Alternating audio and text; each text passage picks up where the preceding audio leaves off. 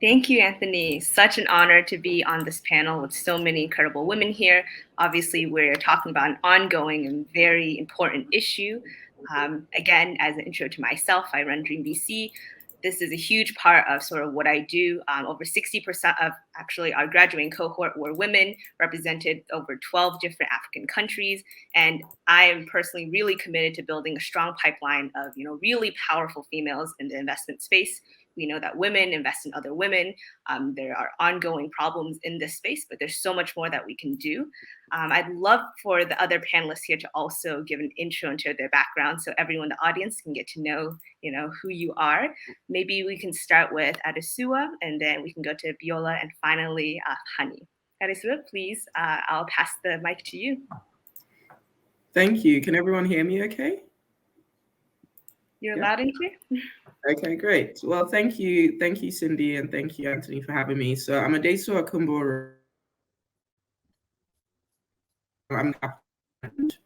We are an early stage growth equity and gender lens fund, investing purely with a gender lens in Nigeria and Ghana, in businesses that are either founded, co-founded, or led by women, or businesses that provide essential goods and services that improve women's lives.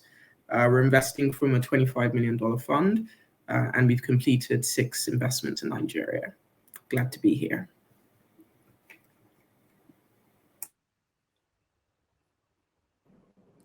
Thank you. And once again, Cindy, nice to meet you, and thank you for having me here.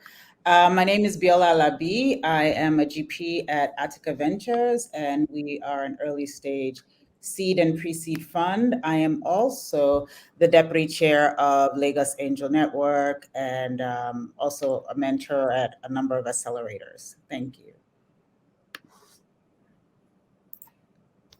Hi, my name is Ogundeyi. I am CEO and founder at Edukoya, which is an online education company working to make online learning more accessible, engaging, and personalized for Africans. It's great to be joining the summit today, especially as I was here last year in my previous role as the country director of the hub. So it's a very nice full circle moment for me. All right, fantastic. Super happy to get this conversation started.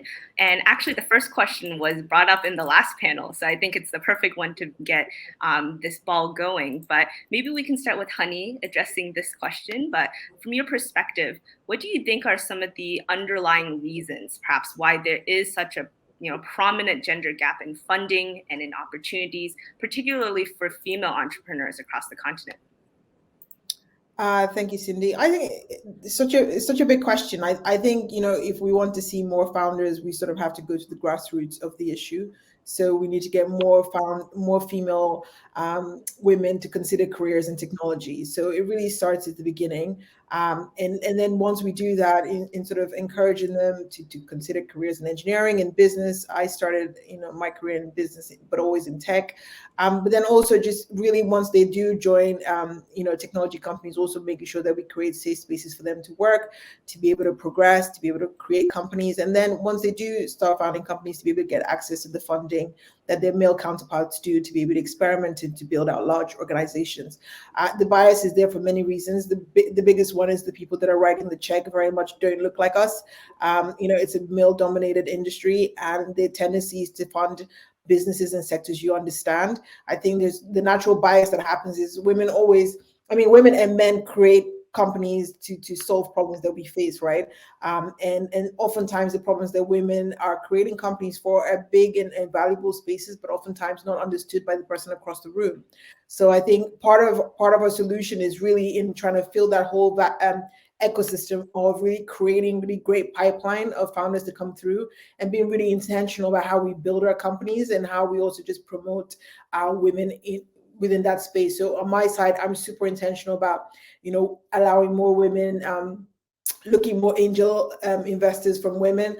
I'm also interested in starting to angel invest into other women as well. And it's just like we all have to do our part in terms of building the ecosystem that we want to see. Absolutely. I think those are several really great points that you just made. For the next question, I'd love Adesuwa to sort of address this, given that you are leading one of the few really powerful female-led investment firms across the continent. But what do you see as the current state of women in the ecosystem, especially as capital allocators? Yeah, thanks for this. So this is something that I actually did a lot of research into prior to launching Aruwa in 2019, and it was actually the reason that one of the reasons that I launched Aruwa is because I looked around. I was with another fund prior to launching Aruwa, and I just didn't see any women that were owning and running their own funds. Saw a lot of women figureheads, a lot of women. I'll leave it at that, figureheads, but no one actually owning and running their own funds. So I went to go look at the data. And since 2008, and this is on the PE side, I haven't done the research on the VC side, but I'm sure it's very similar. But on the PE side, since 2008, there have only been 16 female-led funds. So either funds that are owned and run by women, or female, or funds with a female partner in an investing role. So only 16 in the entire continent since 2008 that have successfully raised a fund. So they've reached final close. The numbers are different if you look at the ones that are fundraising, but that's not what we're talking about here. We're talking about people that have firepower to invest. And when I saw that number, it was only 16. And I think the number is about 4.3 billion. So 4.3 billion of that, and that's kind of heavily weighted between the DPI that have $1 billion. So call it 3 billion in 13 years.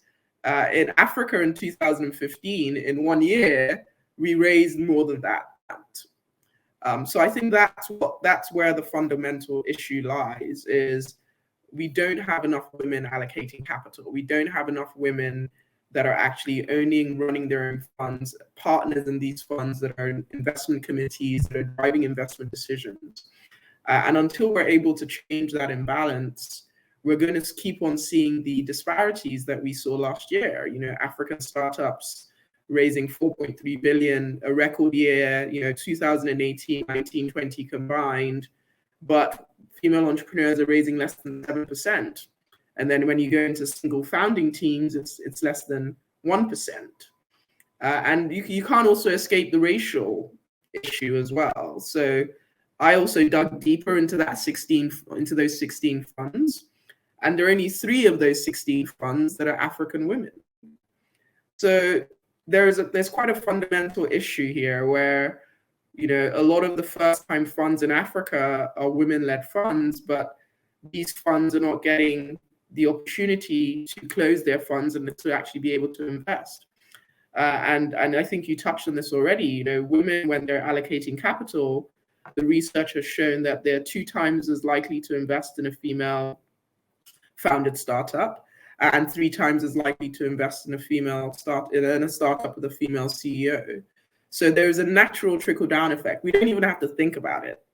It's a natural trickle-down effect that happens when women are allocating capital. So the way that we're able to close the gender gaps that we're seeing in access to capital that Honey spoke about is to have more women that are actively, running, owning their own funds, driving investment decisions. But until we do that, we're talking about representation of investors at the GP level. We also need to talk about representation at the LP level, because a lot of the DFIs, commercial investors, there's also a misbalance there too. So we're not going to fix the entire ecosystem in one day, but I think highlighting the issues is how we're able to diagnosing the problem is definitely a way to start. So yeah, those were some of our findings, and I'm hoping that with what we're doing with Aruwa, we're able to showcase the business case that, this is the magic that can happen when women are empowered as capital allocators. That natural trickle-down effect that I spoke about of women as entrepreneurs, women as consumers, we believe that it's actually a natural competitive advantage to enhance returns. It's probably the last arbitrage opportunity left in private equity because it's so untapped. There's very, very limited competition. But I can talk about this forever, so I'll shut up. No. Those were all incredible insights. I love that you really went with a sort of quantitative approach, right? I think we often hear a lot of people talking about, we need to support more female founders, support more female investors, but then no one actually points out the numbers, right? And then once you see the numbers, it's very, very stark. And I think this leads very well into my sort of next point, which Biola, I would love for you to address, which is a very sort of commonly addressed kind of question, but what do you see as some of the most common misconceptions, especially regarding gender lens support and female-led, female-focused investing in general? Maybe you can lead this question also with define exactly what gender lens is and what would consist of gender lens support. Thank you so much. And I'm really excited to be on the panel today with Honey and Adesuwa, two people that I really enjoy their work and the difference they're making in this space. So I'm happy to be here. When we look at Gender Smart and Gender Lens, we really are looking at who is the founder, number one. Is it a female-led team? Is there a founding member that on the team that is female? And one of the things that we're doing is also making sure that if it's not a co-founder, if it's not a founder, is there a senior management member of the team that actually that is present on the cap table? And I think everyone sort of has different definitions for this. So who's on the cap table? Because if we're really going to use economics to bridge the gender gap, we have to make sure that there is also sharing in the upside of what the creation of these opportunities that are happening on the continent right now. So, but then also you can go further and say, okay, how are these businesses going to impact the lives of women? Are these businesses serving mostly female audiences or female entrepreneurs? And I think those are some of the different ways people think about it. I think one of the things we've been challenged about and just even having conversations with people is, but what if you see a great company and there is, it's not a female founder? And we've said, first of all, we're seeing great companies that female founders are raising for. We're seeing great co-founders. And we're also seeing, we're also seeing by pushing back, people do have senior managers on their team that they're rethinking the role of that person and how that person how ESOP is distributed, especially among those people. And so that's the way we at Atika are looking at gender lens and gender smart distributions. But I think one of the things that people then say to us is there enough female founders when we say that? And we say, yes, there is. One of the things Honey brought up was that there's a pipeline issue, but we're finding that more women are starting companies on the continent than men. If you look at the data, it says that. And also, what is the data about investing in women? That's another thing that people have brought up, which actually interesting came up in the earlier panel about the BCG study, which says, on the dollar, women deliver twice as much as men do based on funding received. So men deliver about 31 cents on the dollar when it comes to revenue, and women deliver over 78%, 78 cents on the dollar. And so these are real data points that are out there that we tell LPs when we're having conversations with them. And so sometimes the pushback you get, sometimes it's almost sort of sometimes it's intentional because people want to push back. And I think that also goes to show sometimes because we are women. And so I do think that the whole ecosystem needs a recharge, needs a rebuild around, and that starts very early, even with angels very early. So how are we getting more female into the ecosystem so that people can understand more about the earliest stages of investing all the way up to private equity? And so I think that when we look at this ecosystem and we look at how many more people need to be in it, I think these are places and this is the integration we need, which is exciting when Honey says she's now allocating capital and investing in other women. And I think that's what men do so well. And that's what we need to do. And that needs to be part of our DNA. And that needs to start early. And we need to formalize it because women have always invested in other women, but we've just never formalized it. And I think that's what we're doing now. And that's what these type of conversations do. Thank you, Cindy.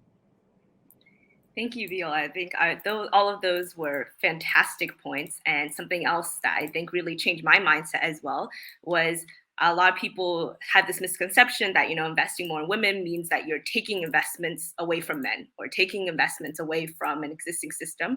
But that's not true, right? You're reallocating a lot of existing capital that is already flowing around. And it's about addressing these biases, having the awareness of all of this.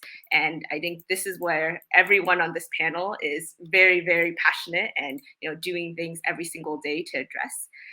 But when we're talking about tangible, opportunities, right? A lot of people talk about how women are over-mentored, underfunded, right? But what are some initiatives or channels that are actually creating more access to, these investment opportunities for women that are specifically early stage founders? I'll open this up for any of the three panelists who would love to answer. And then we can sort of move on to also how there are opportunities for female investors as well. I would like to. Okay. Sorry, go ahead. No, go ahead. So, I'm in a group recently that this really came up about being over mentored and underfunded. And I almost feel like mentoring gets labeled, sort of gets a bad rap in this sense. As someone that has been, that started my career in business before I started doing investments, there was a lot of parts of my career that there was no one to mentor. So I do think that there might have been an overcorrection on the mentoring side. And what we need to do is sort of not almost damn all mentoring. We need to sort of dial back and make sure that we actually put some accountability into mentoring, so that mentoring is time-based. Mentoring does have a focus. Mentoring can also change. I think you need to have a diversity of mentors for different things. And so I almost feel like there needs to almost be a re-education on mentoring, because there has been an overcorrection. And then to the issue of capital, because I really want all of us to talk about this, because I think it's really important that everyone touches on this, especially Honey, that's back in the trenches building. When it comes to check writing, and I think there are a lot of organizations that are writing those first checks. People like Lagos Angel Networks has done a great job about reaching out to more female and also educating angels on the process. And there's some things that I think angel groups on the continent have also improved the process and the speed in which they write checks, and have become much more comfortable with the quality of founders. And we need to say that, and just how that's changing. The other thing is, you now have organizations like Rising Tide, and so there was a female founder as part of the group of women interviewed, and I said, she was saying when she was raising, she couldn't find any woman in Nigeria to invest, and I said, did you go to Rising Tide? And she said she had never heard of them. So I think there also has to be an education and awareness level of where these checks are, and where where you can get this first money in. And I think, that's what we need to now do, is instead of over mentoring people, let's make sure people actually know where to go for the resources they need. But I'd like to hand over, because I would love to get everyone else's opinion on this. Thank you. I think maybe just to add just one thing, I think because I'm a member of Rising Tide, so I also do some personal angel investing as well. And I think that what Rising Tide Africa is doing really well is being able to combine the angel investing with mentoring. It doesn't, I think, as Biola said, everyone talks about mentoring like it's a bad word. And I think that you can do it in a way where you can make founders accountable to certain milestones, and you can kind of train them for that next round of capital. So I think that if you can combine mentorship with access to capital, it can be actually very, very powerful. And an organization like Rising Tide Africa is doing that really well. But yes, would love to hear from Honey on this, because you're in the trenches. Yeah, I have a bit of a different view, I think, but I think I agree with sort of networks. So I think the big thing is oftentimes there's a lot of mystery around just fundraising and what it's like, and I think ultimately it's a people business, and it just boils down to networks. And a lot of times women are disconnected from that because for various reasons we're not as intentional in building our networks.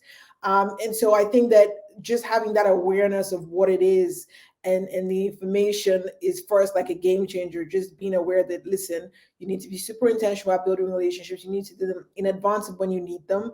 You need to be able to build a track record of execution. I think in many cases for female founders, we have to work sort of twice as hard, show twice as sort of on every sort of metric. But once you're aware of that, my thing is once you have that information, then everything is good, right?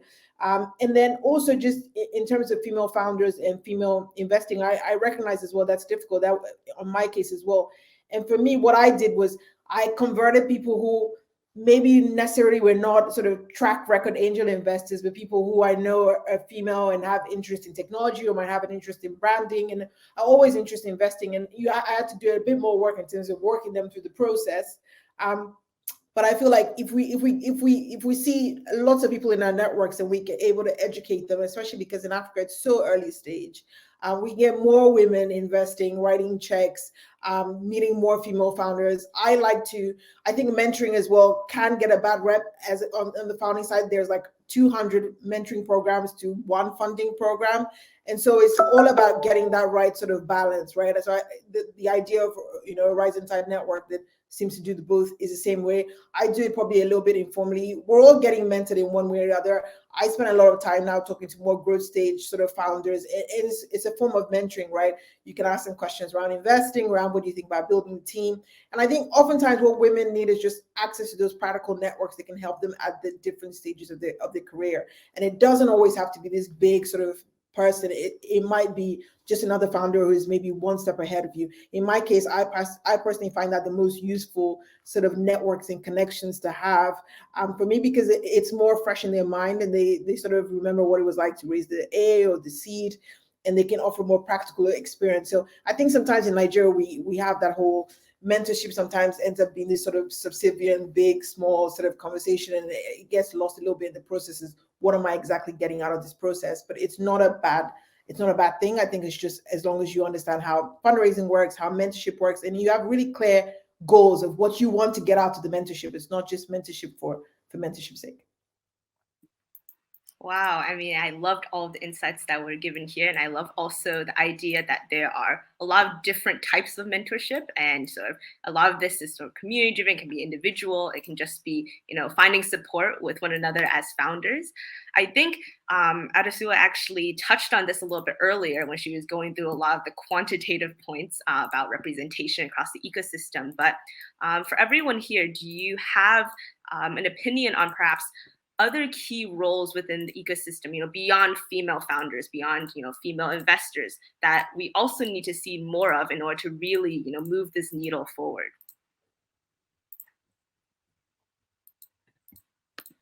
I think Honey did say something, and I think it's not as natural to us as women, and I do think that we need to go out of our way, and this is really networking and really building your network before you need it. So there's a presentation I do about sort of raising capital, and I do this for startups, and I always say, always be building your network.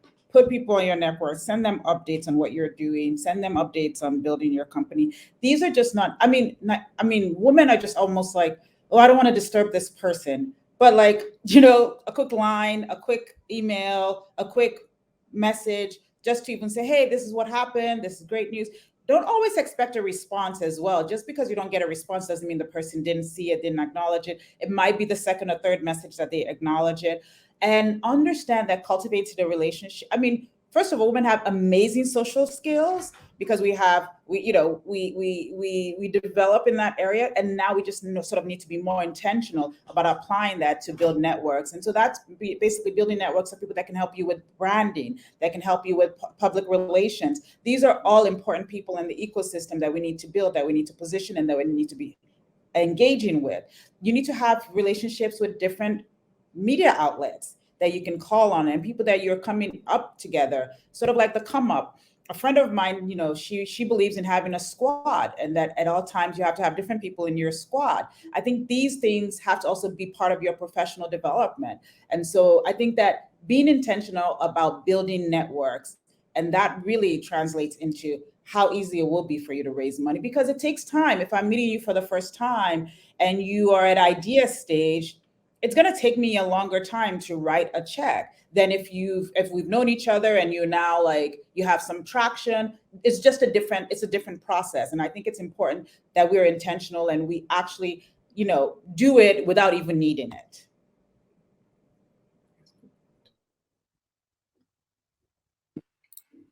Adesuwa or Honey, I don't know if the two of you want to add anything on top of that. Do you want to add anything? I could probably just say it's tied a little bit with what Biola has said as well. But I think that we can't underestimate the power of peer networks as well. I think peer networks are very, very important, especially if you're like me, a solo founder. That being able to leverage from other people's experiences, being able to talk about just bounce ideas about where you are in your stage of growth, being able to complain about an investor, or being knowing which investor to go to, which one sends bad term sheets. I think the effectiveness of peer networks is something that as women, I think we need to just be able to sustain in this journey, because not to sugarcoat it, it's a long one. There's going to be rejection, there's going to be disappointment. It takes time to build trust for people to give you money or invest in you. So having those peer networks, I think, keeps you going, and also makes you just a little bit sharper in your decision making as well, because you have experiences to leverage from. So I would say that that's probably something in the ecosystem, along with the branding and the PR, that women often need and need to be more intentional about as well. Yeah, I think if I was going to add anything, I think you talked about other roles apart from female founders and investors, and I would say, listen, female founders and investors come from somewhere, and it's often around from companies, right? So within, within the companies that we create, we also need to be intentional about making sure that we have gender balance in our companies. I know how hard it was for us to find sort of right female engineers, find great female product managers, but that's because I'm intentional about that. So I think across all roles, not just founding or investing, but even within the companies, we need to really create roles for great, exceptional female women to be able to join and to be able to thrive, because that's where the future founders are coming from. Wow, I mean, I know that time is already almost up, and it's been incredible, hearing from all of you amazing ladies today. But I guess to sort of part ways with the audience and give them some food for thought, right? I think oftentimes, we've been talking about all of these problems, they're infrastructural problems, ecosystem-wide problems, right? But oftentimes, I think we forget that as an individual, you can also, start to move this needle forward and, really commit to actionable steps. So you don't have to be just a woman to, support other women. So in this case, you can also be a man and, really be a champion for women. So I would love for each of you, maybe in order, Adesuwa, Biola, and finally Honey, to maybe touch on, actionable steps in sort of your perspective that an individual can take to, support women around them, whether they are founders or investors alike, and how this can really, push forward the ecosystem. Yeah, sure. So I think it's very simple. You just have to be very intentional about it. So, you have a portfolio of 10 companies, commit to a number that are going to be female-led companies, and it shouldn't be less than 3. So something as simple as that. If you have incoming decks coming in, and you see that there's some decks that are women that are not maybe in line with your criteria, have the call anyway. Give the feedback. Be able to encourage them and tell them, okay, well, have you spoken to this person? Make the necessary introductions. So it's just being really intentional with your time and also with your capital towards female founders or towards companies that are either being led by female in management teams. So it's just that there's just that intentionality. You don't have to call yourself a gender lens fund to be, to be giving of your time and your capital, always and your capital, to female founders. You can set yourself a mandate and say, I have 10 companies to invest in, at least 3 of them should be founded or co-founded by women. And even if these women may not meet my criteria, I'm going to have an actionable next step, which will feedback or an introduction to someone who may be able to help them. So that's a way that you can, be a champion, if you want to call it that. So I'll just go. I think for me, I would just say, contribute to sort of building the ecosystem that you want to see. So I think everyone can do that. You know, if you're a male founder, have more sort of women on your cap table and be intentional about reaching out to them. For me, you know, even if you're building companies, be intentional about hiring women in product and technology roles. And if you're, you know, if you're a GP and you're allocating funds, be intentional about allocating funds to sort of female funders. So I think wherever we see ourselves just playing an active part, I don't think it's incredible. It can be incredibly difficult. I myself get super busy and I'm not having all the time that I want, but I'm super intentional by the things that I can, you know, contribute to and where I can see those sort of effects. So I think that's the way that I would say, like, pay it forward wherever you might be. Thank you both. You've said it all. I think the key is to just be intentional about bridging the gap. I mean, you know what you need to do when it comes to female founders, but also when it comes to giving people an opportunity if they're trying to transition into this space. If we really want to see a diverse ecosystem, there are a lot of people that have amazing skills that are transferable skills. Take the time to understand their skills and really help them find opportunities in this space. And I think that's another thing that we all have to be intentional about, especially when women say, look, I'm doing marketing at this other company. I really think I want to get into tech. Do you know anyone? Just start introducing them and making introductions, and then be intentional even about introductions. Say, look, every week I'm going to do 2 quality introductions. I'm going to connect, or one, even one, you can start somewhere. And if you can do that, we will have a different ecosystem. And I think that's what we all have to be committed to. Thank you.